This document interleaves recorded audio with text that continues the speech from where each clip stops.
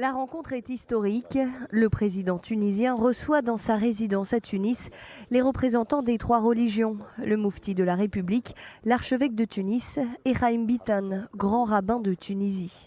Le symbole est fort. Pour Kais Saïed, il s'agit de montrer que son pays est un pays de tolérance et de coexistence après l'attentat qui a visé la communauté juive le 9 mai dernier près de la synagogue de la Ghriba à Djerba. C'est une rencontre historique importante qui atteste de la tolérance et de la coexistence qui caractérise la Tunisie depuis des siècles.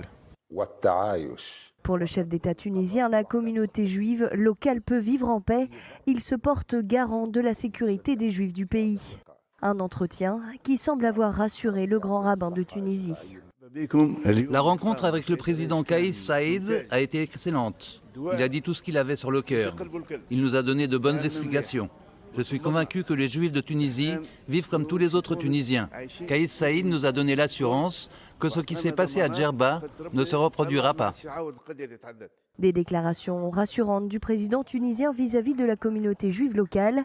Pourtant, quelques jours auparavant, le président tunisien avait tenu ces propos lors d'une visite dans la ville d'Ariana. Les Juifs se cachaient de l'armée nazie dans les maisons, notamment la maison de mon grand-père. On vient après parler d'antisémitisme. Nos frères palestiniens se font massacrer tous les jours, des vieillards, des jeunes et des femmes. Des maisons se font démolir et personne ne réagit.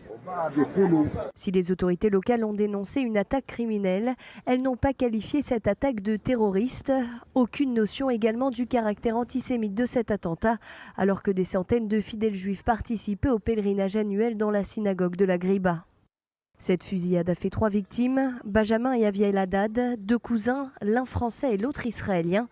3 gendarmes tunisiens ont également été assassinés dans cette attaque.